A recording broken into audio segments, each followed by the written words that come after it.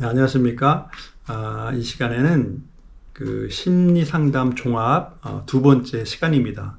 그래서 심리상담 지식을 소개하는 연필과 행복에서 80여 개의 그 심리상담에 관한 영상을 촬영을 했는데 그것을 이제 압축해서 설명하는 시간이 되겠습니다.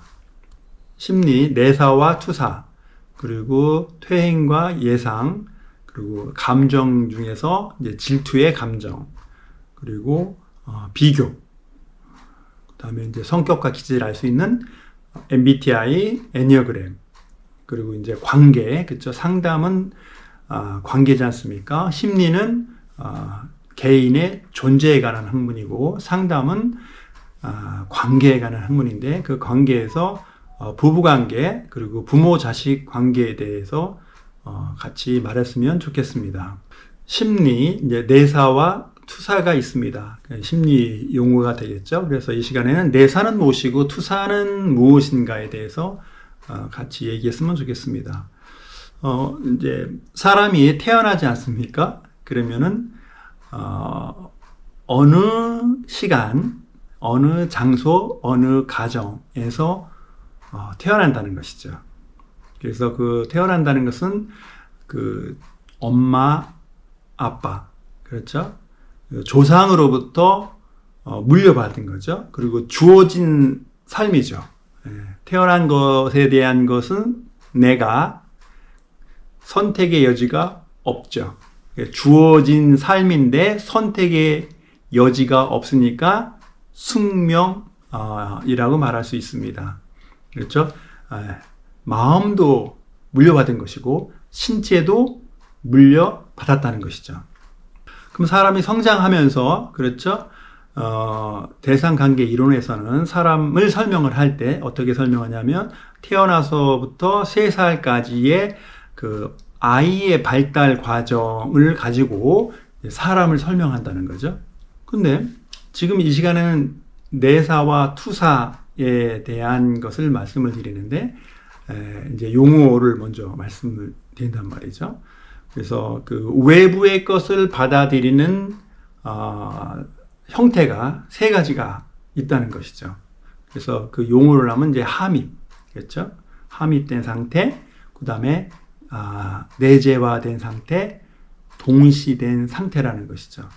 그것을 그림으로 나타내면 이제 1번, 2번, 3번 내 마음속에 내 자신과 외부의 정보가 하나 된다는 것이죠. 그것을 분열된 상태다 이렇게 말합니다. 1번. 그리고 2번은 내재화된 상태라는 거죠. 그걸 이제 분화되었다라고 말할 수 있는 것입니다. 그러니까 내 안에 내 마음과 외부에서 들어온 그 정보가 내 마음 속에 같이 있는 상태라는 것이죠. 세 번째는 그 동일시라는 용어가 있는데 그것은 내 마음과 외부의 정보가 공통분모가 있다는 것이죠. 그것을 통합의 단계다 이렇게 말할 수도 있을 것 같습니다. 그래서 내가 사람이 태어나면 주어진 삶인데 선택의 여지가 없으니까 숙명으로 태어나죠. 그래서 이제 그 자기 인생을 살아가지 않습니까? 자신의 삶을 살아가는 데 있어서는 2가지가 있다는 것이죠.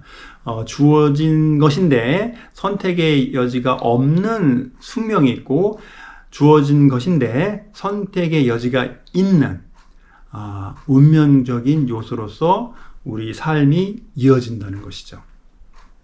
그래서 지금 이 시간에는 내사와 투사에 대해서 말하고 있습니다.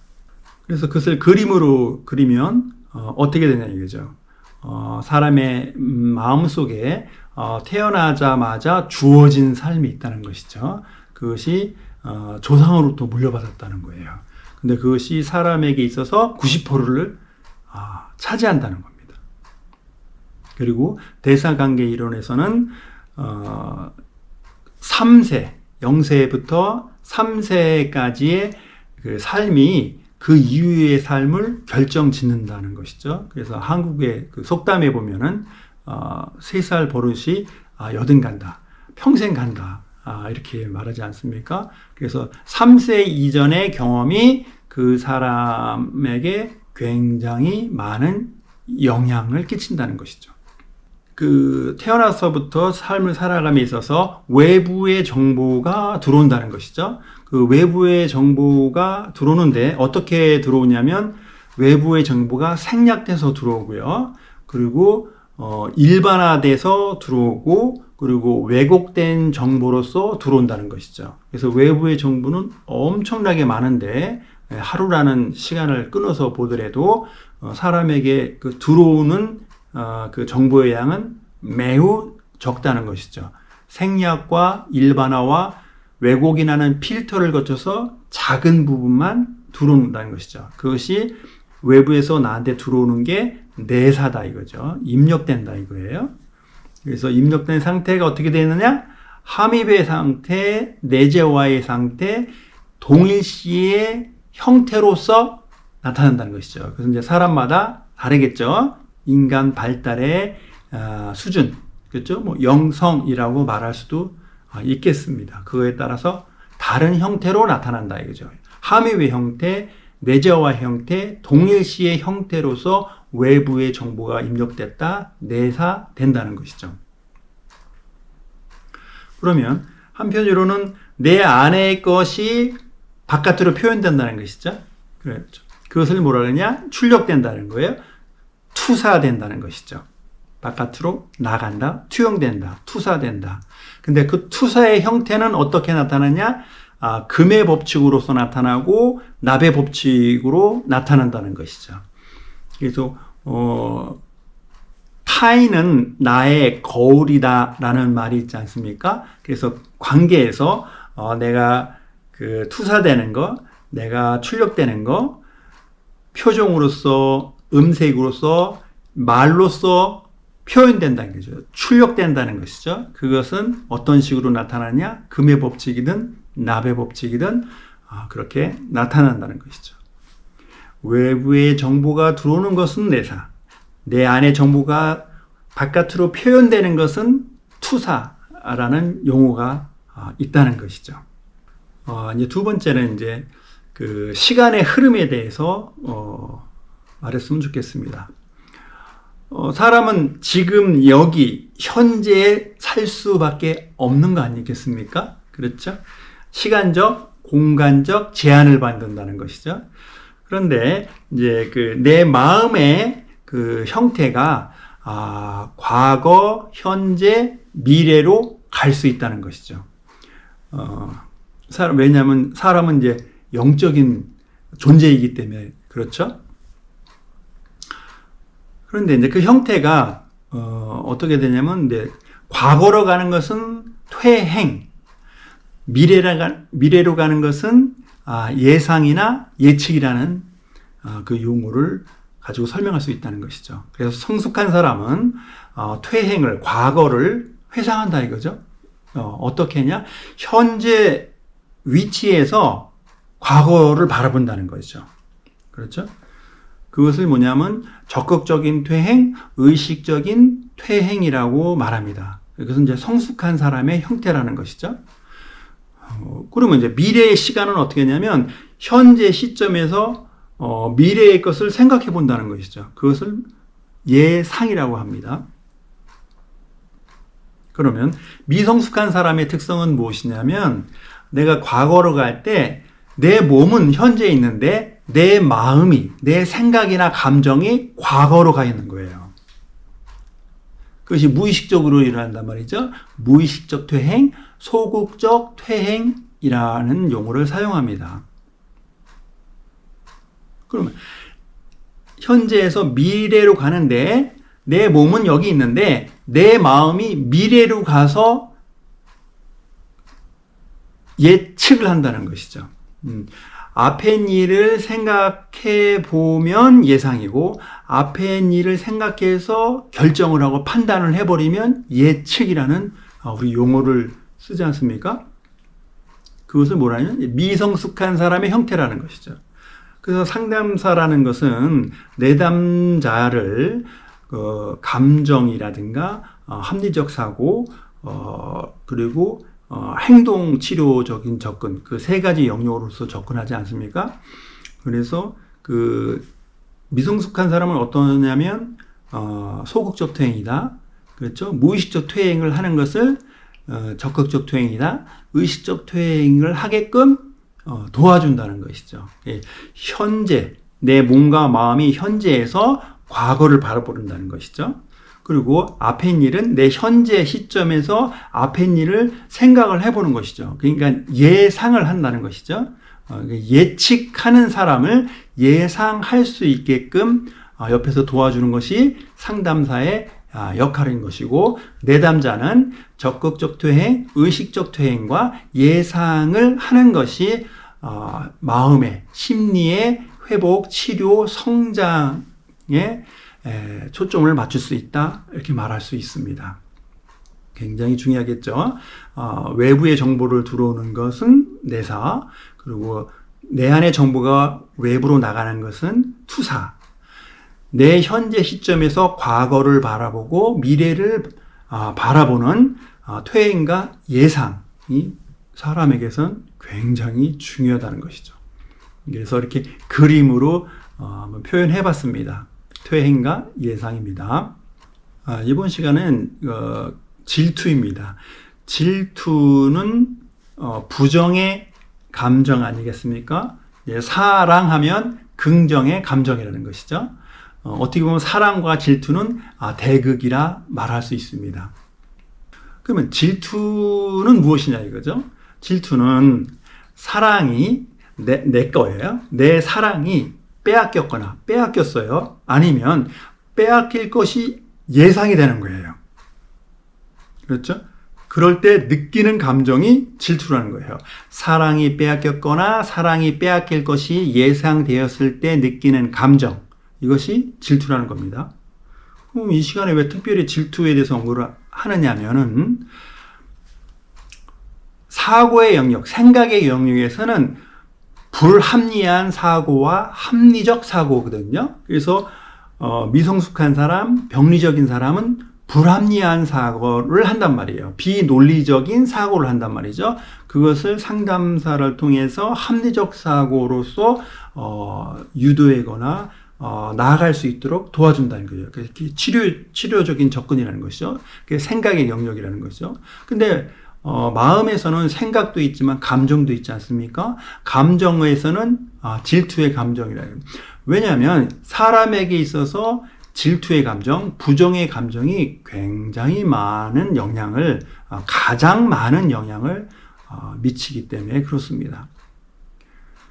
그래서 질투의 감정은 가장 파괴적이라는 거예요. 누굴 파괴하느냐? 질투하는 본인의 삶을 파괴하고요.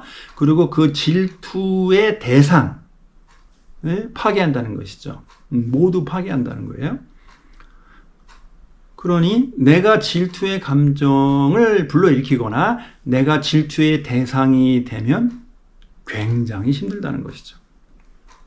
근데 그 질투의 감정이 그 전체적인 그러는데 무의식적으로 진행된다는 거죠. 알아차리기가 힘들다는 또 그런 특성이 있어요.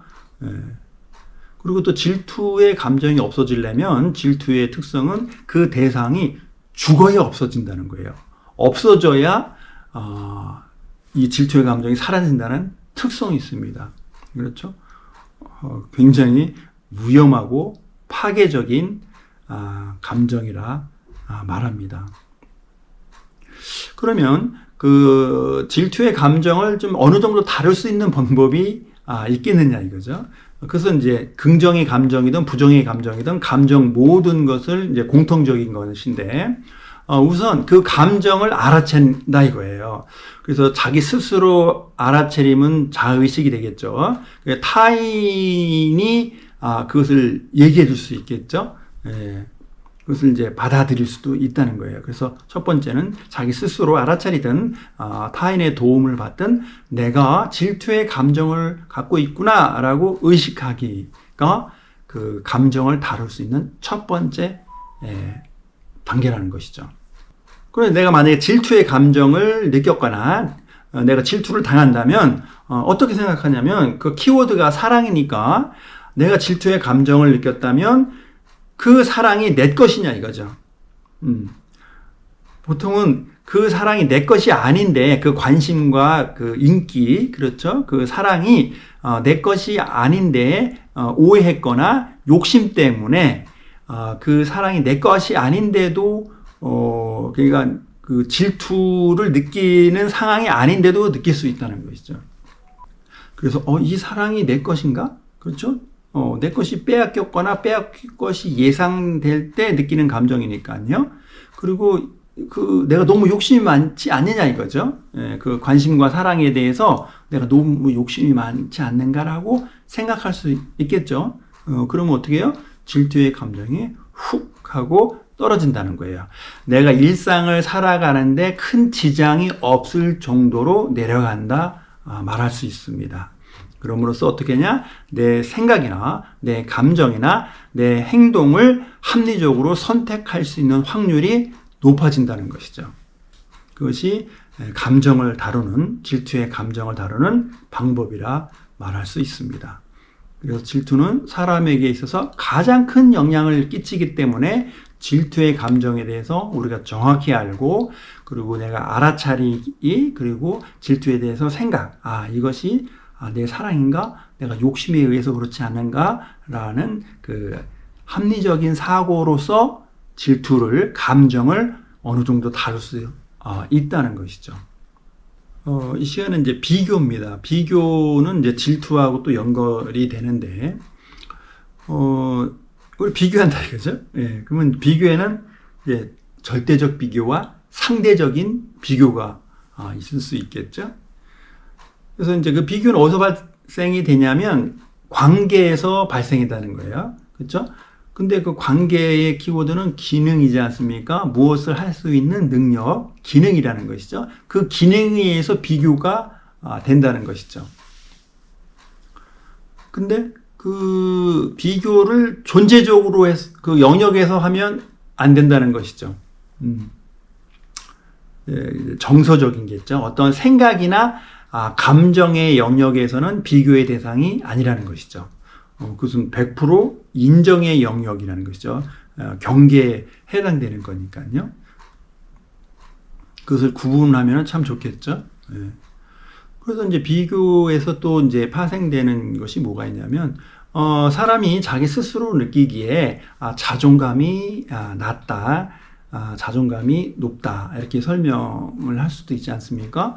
근데 거기에서 자기가 자기 자신을 사랑하는 것이 이제 부족하다 이거죠. 그러면 자기 자신을 축소를 해요. 그러면 그것을 뭐라고 명명하면 이제 경계성 성격 장애다 이렇게 말하는 거예요. 그게 뭐냐면 자기 경계를 잘 못 지키는 형태로 나타난다 이거예요. 그래서 경계성 성격 장애다. 자기 스스로 자기를 귀하게 여기는 마음은 사랑하는 마음이 적은 사람에게 나타난다는 것이죠. 그래서 자기 경계를 잘 못 지킨다는 거예요. 자기 경계를 잘 못 지키는 사람은 또 타인의 경계를 침범하기도 합니다.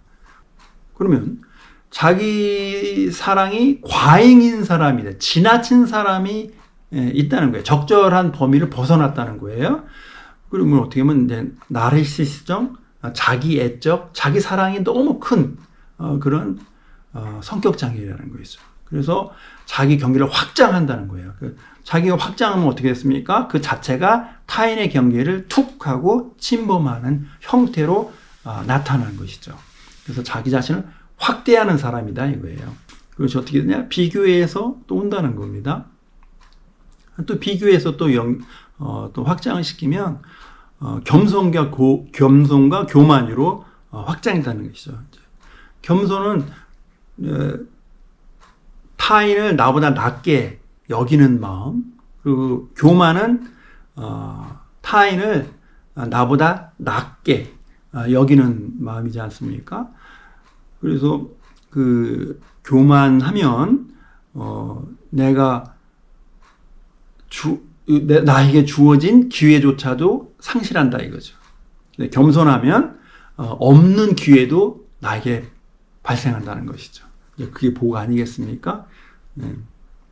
그것도 다 그 비교라는 키워드에서 파생됐다 말할 수 있습니다. 그러니까 그 비교를, 질투를 습관적으로 하는 사람이 있다 이거죠. 화를 습관적으로 내는 사람이 있다 이거죠. 비교할 대상이 아닌데 그걸 비교를 습관적으로 한다 이거죠. 그러면 너무너무 힘들겠죠. 본인이나 또 그 사람과 관계하는 사람이 너무 힘들다 이거예요. 그래서 그 비교를 좀 해소할 수 있는 방법이 뭐냐 이거죠. 뭐죠? 의식하기다 이거죠. 내가 분노나 질투나 선망, 그런 감정을 느꼈을 때 감정을 어느 정도 다룰 수 있는 방법이 의식하기지 않습니까? 그러면 내가 남과 좀 비교를 하냐 이거죠. 기능적인 거에서는 자연스럽게 비교가 되겠죠. 그게 맞는 겁니다. 그런데 정서적인 부분에서는 비교의 영역이 아니라는 거예요. 문제가 발생한다는 거죠. 그래서 내가 비교를 하냐 이거죠. 그래서 의식하고 또 그것을 구분한다 이거예요. 이게 관계적인 비교의 영역이 있느냐, 적절하냐, 아니면 개인적인 문제에서도 비교할 대상이 아닌데도 내가 비교를 하느냐 이거죠. 예를 들어서 아니 왜 그렇게 생각해? 그렇게 느끼는 것은 잘못된 것이야 라고 말했다면 그 사람의 생각이나 그 사람의 감정에 대해서 내가 평가하거나 비판하거나 헤아린다면 그건 잘못된다는 것이죠. 그것은 비교의 영역이 아니라는 거예요. 그래서 그 비교도 사람에게 있어서 매우 강한 영향을 끼친다는 겁니다. 그래서 이 시간에 언급을 해봤습니다. 또 심리에서는 그 성격과 기질이 있지 않습니까? 그렇죠? 성격은 반복된 행동이라는 것이죠. 후천적인 것이죠. 주어진 게 아니라는 거예요. 타고난 게 아니라는 것입니다. 반복된 행동이 뭐라 그러냐면 성격이라는 거예요. 그럼 기질이라는 것이 있는데 기질은 선천적인 거예요. 타고난 거예요. 그렇죠? 근데 기질은 무엇이냐면 외부 자극에 대해서 내가 감정을 선택하는 경향이라는 거예요. 그것을 기질이라는 것입니다. 그래서 그 기질과 성격을 객관적으로 설명해 주는 학문이 MBTI와 애니어그램이라는 것입니다. 성격과 기질에 대해서 말씀을 드리는데 성격과 기질을 객관적인 지식, 그렇죠. 공리적인 지식이 MBTI 그리고 애니어그램이 있습니다. 그래서 MBTI에서 중요한 것은 N이냐 S냐, 그러니까 직관형이냐 감각형이냐 구분하는 것이 가장 크다고 말합니다. 그래서 감각형은 오감이 발달했고 보는 거, 듣는 거, 냄새, 미각, 그리고 피부에 느끼는 촉각, 외부의 정보를 받아들인다 이거죠. 내사되는 것이죠. 그 정보가 아주 발달한 거예요. 그렇죠? 타고났는데 그 정보를 신뢰하고 그 정보에서 중요한 것을 결정하는 사람이 감각형. 직관형은 6번째 감각. 그렇죠? 설명이 안 돼요. 그냥 아는 거예요.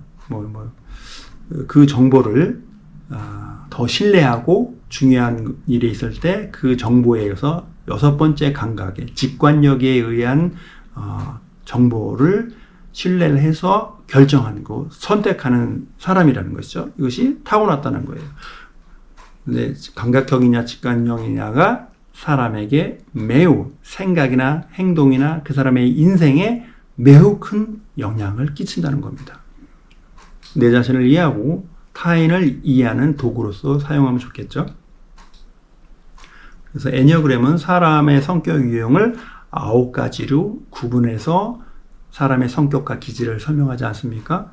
그래서 이제 애니어그램은 3개의 그룹이 되는 거죠. 사고형, 감정형, 행동형의 구분으로 나누고 또 각 9가지 유형에서 양쪽에 날개를 쓰죠. 그러니까는 보통은 한쪽 날개에 발달해서 쓴다. 그러니까는 18가지의 성격 유형이 나오겠네요. 그리고 애니어그램에서 마지막으로 방향성을 설명한다 이거죠. 그래서 내가 상황이 안 좋거나 아니면 상황이 좋은 경우에는 어떠한 형태로 나타난다.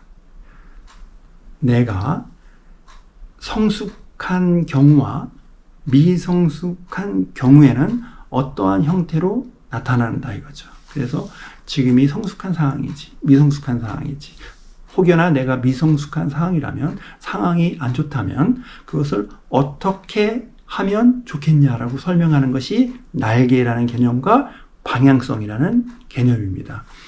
그래서 애니어그램을 이해하면 매우 좋습니다. 사람과의 관계에서요, 내가 내 자신을 이해하고 또 타인을 이해하는데 매우 좋다는 것이죠. 타인을 이해해야만이 배려가 되지 않습니까? 그렇죠? 그래서 그 MBTI 애니어그램을 또 아주 유용한 지식으로서 우리가 사용하고 활용할 수 있다는 것이죠. 이 시간에는 관계입니다. 그렇죠? 상담학은 관계에 관한 학문이지 않습니까? 그럼 관계는 무엇이냐, 어떤 형태가 있냐 이거죠? 개인적, 정서적 관계가 있고 사회적, 기능적인 관계가 있다는 것이죠.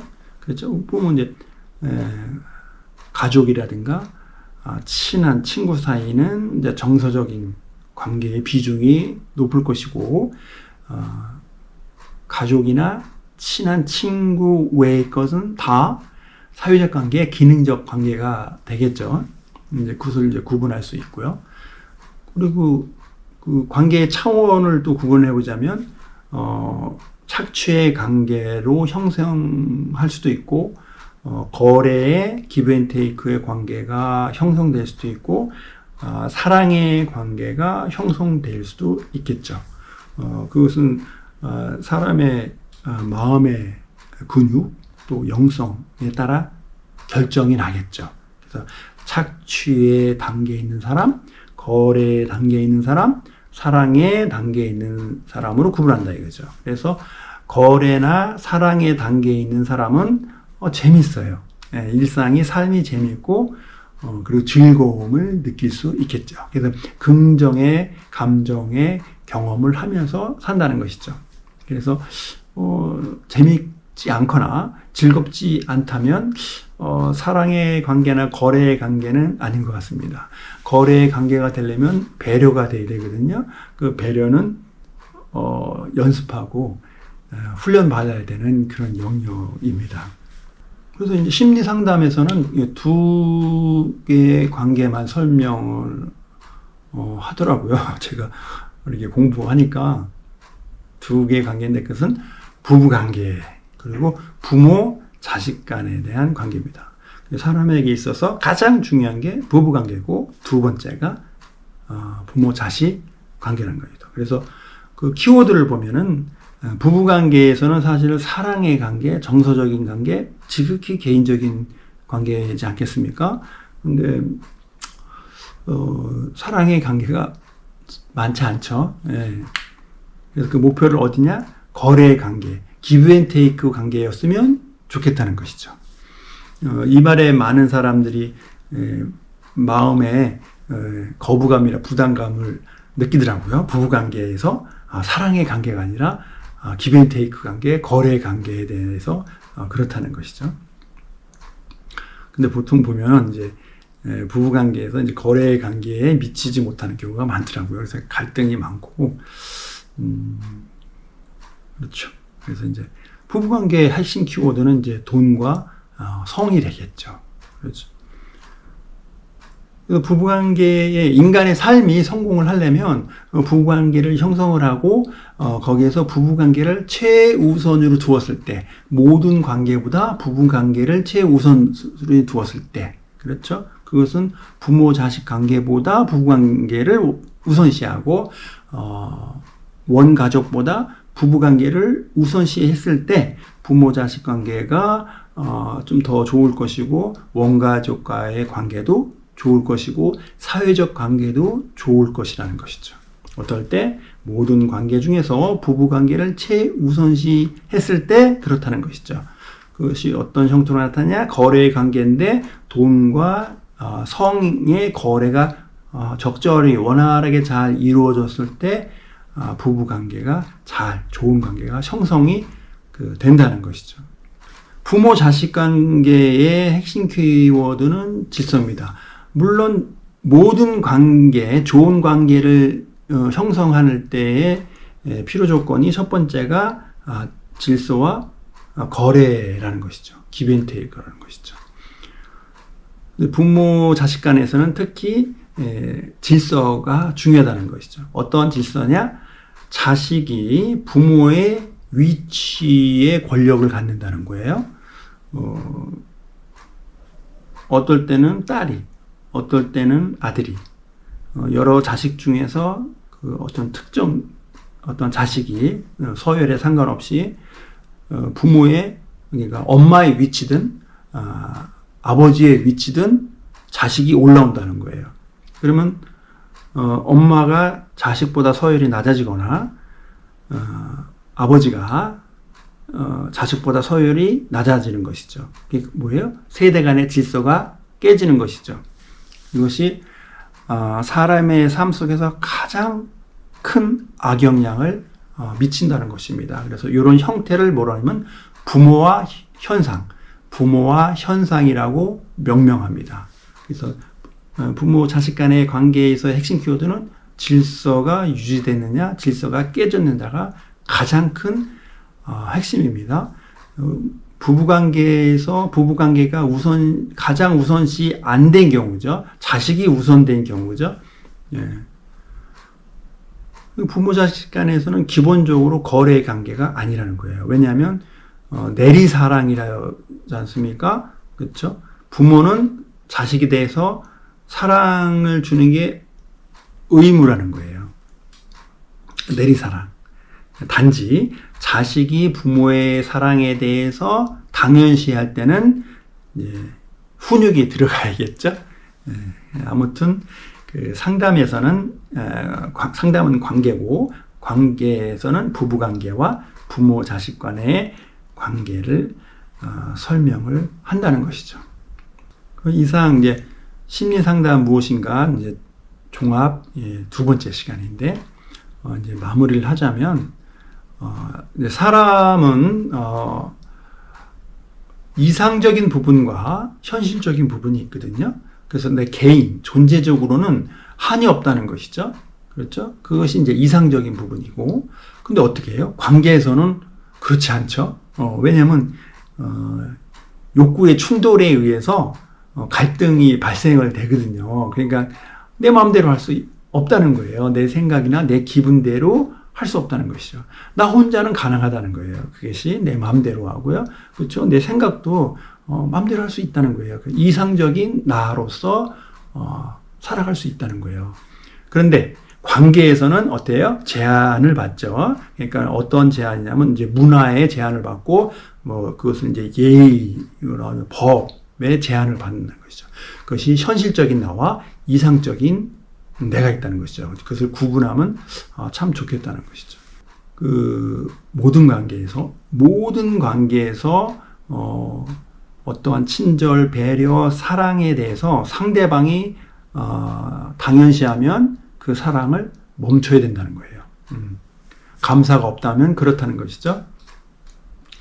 왜냐하면 친절과 배려와 관심이, 사랑이 반복이 되면 습관이 되거든요. 그럼 습관이 되면 그것을 당연시하는 아주 안 좋은 사람의 습성이, 심리적인 특성이 있지 않습니까? 그래서 그 사람을 탓하기보다는 관계에서는 내 사랑과 친절, 돈이나 내 마음이나 그 시간에 대해서 당연시하고 감사가 없다면 멈춰야 된다는 것이에요. 부부관계도 그렇고 부모 자식 간에도 그렇다는 거죠. 하물며 그럴진데 다른 관계는 말할 것도 없겠죠. 그래서 모든 관계에서 사랑에 대해서 당연시한다면, 감사가 없다면 사랑을 멈춰야 된다. 조절을 해야 된다는 것이죠. 그래서 개인에게서는 경계가 가장 중요합니다. 그래서 그 경계에 대한 개념을 이제 이해하는 게 아주 좋다는 거죠. 그래서 그 사람은 틀려도 맞다. 무조건 맞다는 거예요. 그 개인에게서는. 근데 이제 관계에서는 그렇지 않죠. 그랬죠? 관계에서는 요구와 거절을 적절히 한다 이거죠. 또 그래서 이제 거래에 초점을 맞춘다는 것이죠.